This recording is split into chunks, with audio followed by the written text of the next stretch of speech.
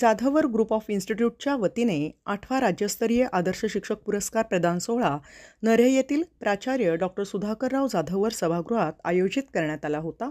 यावेळी कोहिनूर ग्रुपचे संस्थापक अध्यक्ष, ज्येष्ठ उद्योजक कृष्णकुमार गोयल, सावित्रीबाई फुले पुणे विद्यापीठाचे प्रकुलगुरू डॉक्टर पराग काळकर, अभिरुची मॉलचे सुनील भिडे, संस्थेचे अध्यक्ष प्राचार्य डॉक्टर सुधाकर जाधवर, उपाध्यक्ष ॲडव्होकेट शार्दूल जाधवर, खजिनदार सुरेखा जाधवर यांसह अनेक मान्यवर उपस्थित होते। आदर्श शिक्षक पुरस्कार वितरण सोहळ्याअंतर्गत आदर्श शिक्षक संस्थाचालक म्हणून सिंहगड टेक्निकल इन्स्टिट्यूटचे संस्थापक अध्यक्ष प्राध्यापक M.N. नवले, आदर्श कुलगुरू म्हणून विश्वकर्मा विद्यापीठाचे कुलगुरू डॉक्टर सिद्धार्थ जबडे, आदर्श प्राचार्य म्हणून टीकाराम जगन्नाथ कला, वाणिज्य व विज्ञान महाविद्यालयाचे प्राचार्य डॉक्टर संजय चाकणे आणि H.V. देसाई कला, वाणिज्य, विज्ञान महाविद्यालयाचे प्राध्यापक डॉक्टर गणेश राऊत यांना आदर्श शिक्षक पुरस्काराने गौरवण्यात आले। पुणेरी पगडी, सन्मानपत्र, सन्मानचिन्ह असे या पुरस्काराचे स्वरूप होते। परंपरा आहे जी आपल्याला ऋषीमुनींनी घालून दिलेली आहे। मातृपितृदेवो भव, आचार्य देवो भवची जी परंपरा आहे, तोच परंपरा पुढे घेऊन जाण्याचा प्रयत्न हा जाधव ग्रुप ऑफ इन्स्टिट्यूटच्या माध्यमातून हा आपण त्या ठिकाणी करतो।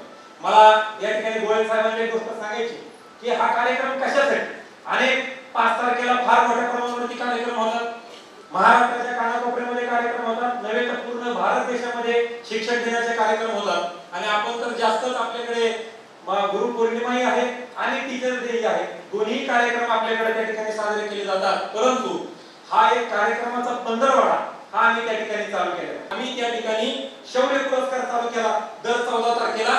तो शौर्य पुरस्कार ज्या लोकांनी स्वतःची जीवाची पर्वा न करता जे लोकांसाठी जीव त्याग करण्याची ज्यांची तयारी आहे किंवा ज्यांनी त्याग केले आहे अशा लोकांसाठी तो शौर्य पुरस्कार। मुलांना सुद्धा त्या ठिकाणी चांगल्या दर्जाचं शिक्षण देण्यामध्ये मिळालं पाहिजे, म्हणून दर 17 आणि 18 तारखेला ऑगस्टच्या प्राचार्य डॉक्टर सुधाकरराव जाधवर कर्णक हा सावित्रीबाई फुले पुणे विद्यापीठाच्या माध्यमातून मागच्या 6 वर्षापासून आपण त्या ठिकाणी येतोय। त्याच्यामध्ये भारूड असेल, भजन असेल, पोवाडा असेल, वक्तृत्व असेल, निबंध असेल, पथनाट्य असेल, अशा पद्धतीच्या स्पर्धा ह्या आपण त्या ठिकाणी घेतो, ज्याच्यामध्ये पहिलीपासून ते PhD लेवल पर्यंतचे सगळे विद्यार्थी त्या ठिकाणी सामील होतात। आणि मला सांगताना सर आनंद वाटतो की या वर्षी या कार्यक्रमामध्ये या पहिलीपासून ते PhD पर्यंत जवळपास या सगळ्या वेगवेगळ्या गोष्टींमध्ये 26,000 विद्यार्थ्यांचा सहभाग अत्यंत मोठ्या प्रमाणावर त्या ठिकाणी आहे। गुरु विष्णू गुरुदेव महेश्वरा, गुरु साक्षात परब्रह्म तस्मै श्री गुरुवे नमः। सर्वप्रथम शिक्षक दिनाच्या सर्व शिक्षकांना शुभेच्छा देतो।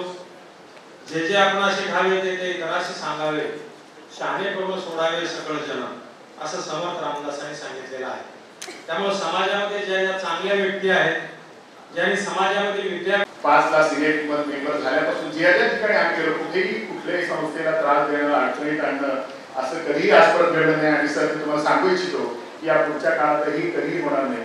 जाधवर सरांना माहिती आहे की जेव्हा अनेक विद्यापीठाच्या माध्यमातून नवीन AICTE काहीतरी प्रश्न काढते, परंतु आम्ही एकत्रित बसून त्याला उत्तर देतो आणि निश्चितपणे पुढे जायचा प्रयत्न करतो।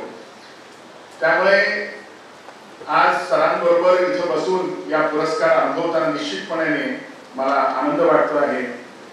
अभिरुचीचे बेडे सर, ॲडव्होकेट अंबुरे सर, आमची प्रत्यक्ष भेट नाहीये, परंतु आमच्या विद्यापीठाच्या अनेक केसेस हायकोर्टामध्ये अनेक ठिकाणी ते चांगल्या रीतीने प्रेझेंट करत असतात। आपण खरं तर राष्ट्रीय शैक्षणिक धोरणामध्ये वेगवेगळे नवनवीन प्रयोग करतो आहोत आणि विद्यार्थी फक्त परीक्षार्थी न होता त्याचं चतुरस्त्र विकास झाला पाहिजे, त्याचं बहुआयामी व्यक्तिमत्व घडलं पाहिजे, हा प्रयत्न सर्व संस्थांच्या माध्यमातून आपण सगळेजण करतो आहोत।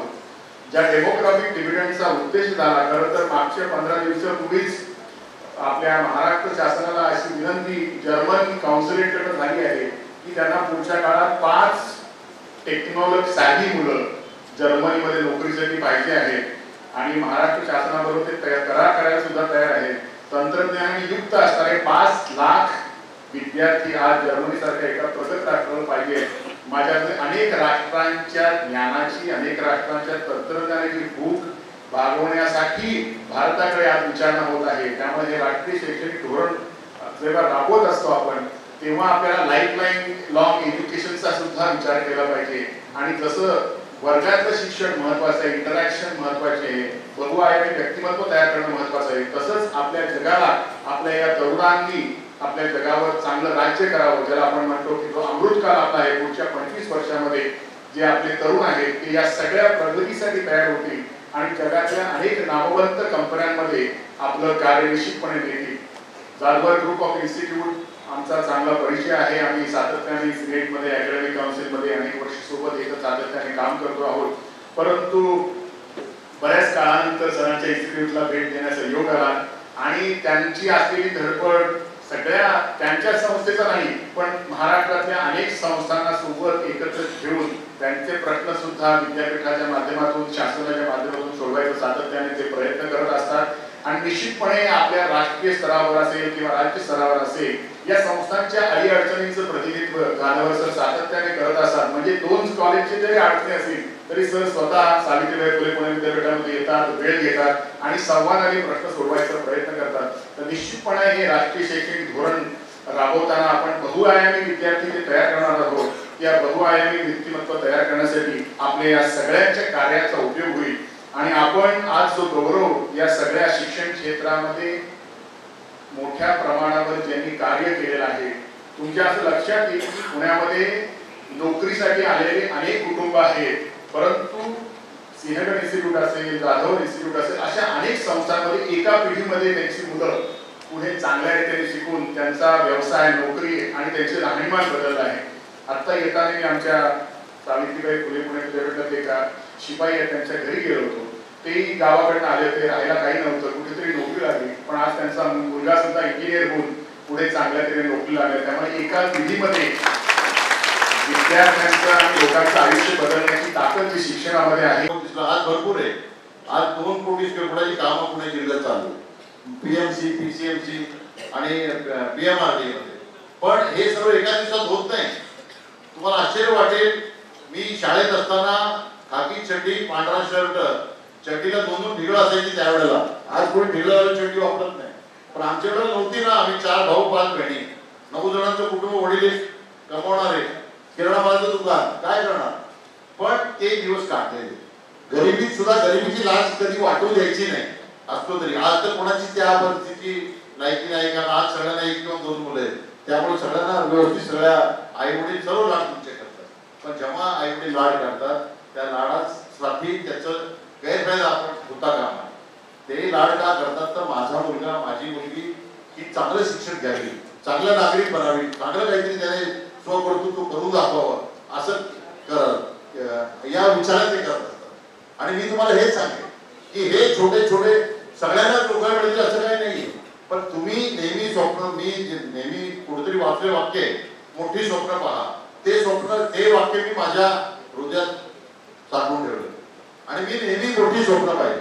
आणि मोठी स्वप्न पाहून त्या स्वप्नांचा पाठलाग करा आणि त्या स्वप्नाच्या मागे जर तुम्ही लागला तर देव तुमच्या बरोबर असतो हे मला वाटतं. माझ्या स्वतःच्या अनुभवावरून सांगतो मित्र. 2-3 गोष्टी मी तुम्हाला सांगतो. या वेळेला ज्या वेळेला मी शाळेत शिकत होतो तर एका शाळेमध्ये कार्यक्रमामध्ये सांगण्यात आलं की बाबा आजच्या समारंभाचे अध्यक्ष हे आपल्या संस्थेचे माजी विद्यार्थी आहेत.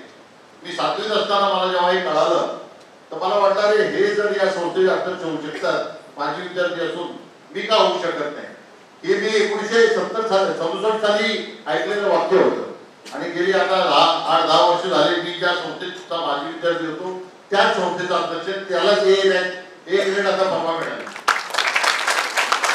चांगला मुद्दा हा स्वप्न आपण पाहिलं, पण त्यासाठी परिवार प्रयत्नही केले, पॉलिटिक्स केलं नाही, घाणेरडा केलं नाही, मेरिटवर आपण अध्यक्ष झालो. आणि त्या ज्या शाळेत आपण शिकलो, ज्या संस्थेमध्ये आपण शिकलो, त्या संस्थेचं मुलांचं भलं व्हायला पाहिजे, तिथल्या शिक्षकांना चांगली वागणूक मिळाली पाहिजे आणि उच्च शिक्षण द्यायला पाहिजे, हे ध्येय ठेवून आपण काम. सर्जनशील न्यूजला लाईक करा, शेअर करा आणि सबस्क्राईब करायला विसरू नका. व्हिडिओ फेसबुकवर पाहत असाल तर आमच्या फेसबुक पेजला नक्की लाईक करा.